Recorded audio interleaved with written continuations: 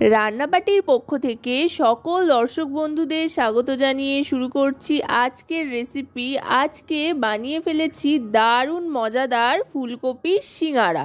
এর স্বাদ সম্পর্কে নতুন করে আর কি বলবো বলুন, যতই বলবো কমই পড়বে। তাই বেশি কথা না বাড়িয়ে আগেই একটু টেস্ট করে নিই আর তারপরে শেয়ার করে নেব কিভাবে বানিয়েছি। এর জন্য প্রথমেই একটা মশলা তৈরি করে নিচ্ছি।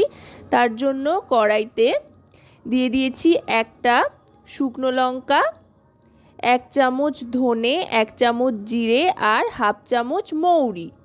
এবার খালি খোলায় এই মশলাগুলোকে ভেজে নিতে হবে। মশলার থেকে একটা ভাজা ভাজা গন্ধ ছাড়লে মশলাটা নাবিয়ে নিয়ে গুঁড়ো করে নিতে হবে। আর এদিকে যেহেতু ফুলকপির সিঙ্গারা, তাই ফুলকপি ভাপিয়ে নিচ্ছি নুন গরম জলে। ফুলকপি ভাপিয়ে নেওয়ার পর কড়াইতে সর্ষের তেল গরম করে তাতে ছোট ছোট করে কেটে রাখা আলু দিয়ে দিচ্ছি। এখানে কিন্তু দুটো মাঝারি সাইজের আলু ছোট করে কেটে নিয়েছি। আলুটা ভাজতে ভাজতেই এর মধ্যে দিয়ে দিলাম চিনেবাদাম। চিনেবাদামটা কিন্তু অবশ্যই দেবেন। ফুলকপির যে তরকারিটা বানাচ্ছি এখানে সিঙ্গারার জন্য, এতে কিন্তু চিনেবাদাম দিলে এর স্বাদটা অনেক গুণ বেড়ে যায়। এবার দিয়ে দিলাম নুন গরম জলে ভাপিয়ে রাখা ফুলকপিগুলোও ছোট ছোট করে কেটে নিয়েছি। এবার দিয়ে দিচ্ছি আদা বাটা, হাফ টেবিল চামচ পরিমাণে আদা বাটা দিয়ে দিলাম। এবার আদা বাটা দিয়ে ভালো করে কষিয়ে নেব। এবার দিয়ে দিচ্ছি হলুদ গুঁড়ো 1 টিস্পুন পরিমাণে, রোস্টেড ধনে আর জিরে গুঁড়ো 1 টিস্পুন পরিমাণে। এবার দিয়ে দিচ্ছি পরিমাণ মতো লবণ আর দিয়ে দিচ্ছি Kashmiri red chilli powder 1 teaspoon পরিমাণে। সমস্ত গুঁড়ো মশলা আর লবণের সাথে আরও খানিকক্ষণ ফুলকপি আলু ভেজে নিতে হবে। নুন দেওয়াতে কিন্তু আলু ফুলকপি অনেকটাই নরম হয়ে আসবে। আর চেষ্টা করতে হবে জল ছাড়াই এই তরকারিটা তৈরি করে নেওয়ার। জলের ব্যবহার কিন্তু আমি এতে তেমন করিনি। ঢাকনা চাপা দিয়ে দিচ্ছি। 2 থেকে 3 মিনিট বাদে ঢাকনাটা সরিয়ে নেব। ফুলকপিটা কিন্তু অনেকটাই মজে এসছে, আলুগুলো অনেকটা মজে এসছে, দেখুন অনেকটাই নরম হয়ে গিয়েছে। এবার দিয়ে দিচ্ছি ধনেপাতা কুচি। শীতকালে স্পেশালিটি যেহেতু ধনেপাতা, তাই এটা তো দিতেই হবে, তাই ধনেপাতা কুচি একটু দিয়ে দিলাম। এতে করে দারুণ সুন্দর একটা ফ্লেভার আসবে। ধনেপাতা কুচিটা দিয়ে ভালো করে মিশিয়ে নিলাম আর গ্যাসের ফ্লেমটা কিন্তু একেবারে লোতে করে দিয়ে এবার দিয়ে দিচ্ছি সামান্য চিনি, একটু স্বাদের জন্য।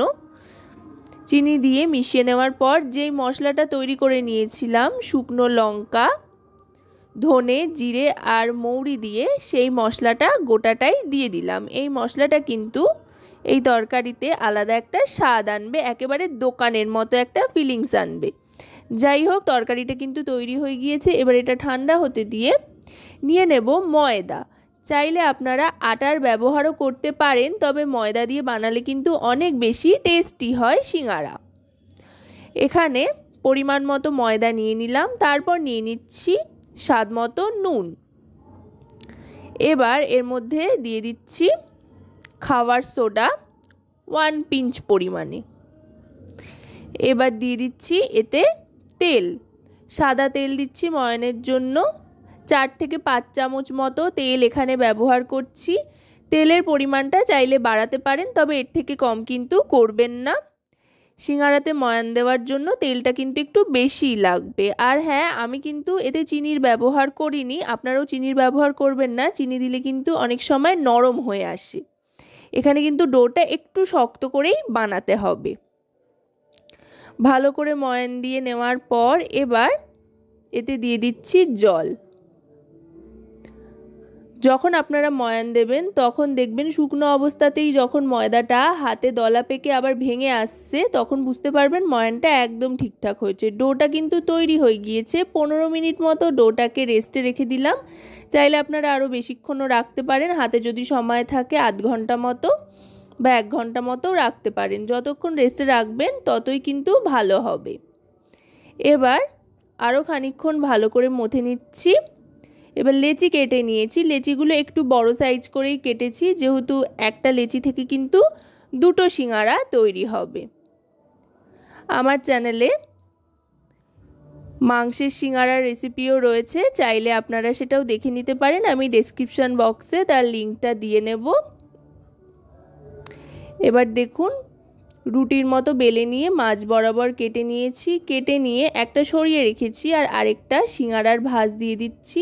সিঙ্গারার ভাঁজ মোটামুটি খুবই সহজ, খুব যে কঠিন তা নয়। এভাবে দুটো কোণা জুড়ে নিয়ে পকেট তৈরি করে নিতে হবে। এবার এই পকেটের মধ্যে চেপে চেপে একটা চামচের সাহায্যে তরকারিটা ভরে নিতে হবে।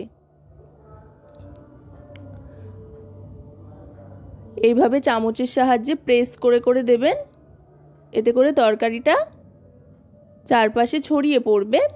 আর এবার আটকে নেব মুখটা। এইভাবে ভালো করে কিন্তু মুখটা বন্ধ করে দিতে হবে, যাতে কোনোভাবে ফাঁক ফোকর না থাকে। চেপে চেপে বন্ধ করে দিলাম আর এইভাবে ভালো করে আটকে নিতে হবে, যেন একটুও ফাঁক না থাকে। ফাঁক ফোকর থাকলে কিন্তু তেলে ভাজবার সময় অনেক সময় খুলে যেতে পারে, তাই খুব ভালো করে কিন্তু এঁটে দিতে হবে চারপাশ দিয়ে। এইভাবে কিন্তু আমি প্রত্যেকটা সিঙ্গারা তৈরি করে নেব। এই দেখুন, এইভাবে আমি সবকটা সিঙ্গারা তৈরি করে নিচ্ছি। এবার সিঙ্গারাগুলো সব তৈরি হয়ে যাওয়ার পর তেলে ছেড়ে দেব। আমি এখানে সাদা তেল ব্যবহার করছি। সাদা তেলটা কিন্তু ঈষৎ উষ্ণ গরম করে নিয়ে তার মধ্যে সিঙ্গারাগুলো ছেড়ে দিতে হবে। গনগনে গরম তেলে কিন্তু সিঙ্গারা ছাড়বেন না, তাহলে কিন্তু সিঙ্গারা ঠিকঠাক ভাজা হবে না। এরকম হালকা গরম তেলে সিঙ্গারা দিয়ে একটু অপেক্ষা করতে হবে। তারপর সিঙ্গারাগুলো নিজের থেকে ভেসে উঠবে যখন, তখন সেগুলো আস্তে আস্তে ভাজতে হবে। আশা করব রেসিপিটি আপনাদের ভালো লাগবে। যদি রেসিপিটি আপনাদের ভালো লাগে তো অবশ্যই রান্নাবাটি চ্যানেলটিকে সাবস্ক্রাইব করে লাইক, শেয়ার, কমেন্টের মাধ্যমে আমাদের পাশে থাকবেন। আর যদি রেসিপিটি আপনারা আমাদের ফেসবুক পেজ থেকে দেখেন তো অবশ্যই রান্নাবাটি ফেসবুক পেজটিকে ফলো করার অনুরোধ রইল। দেখুন কথায় কথায় কিন্তু সিঙ্গারা একেবারে ভাজা হয়ে গিয়েছে। এবার আমি ছান্তার সাহায্যে তেল ঝরিয়ে তুলে নিচ্ছি। তুলে এবার আমি এটা টিস্যু পেপারের ওপর সার্ভ করে দেবো। তো হয়ে গিয়েছে সিঙ্গারা।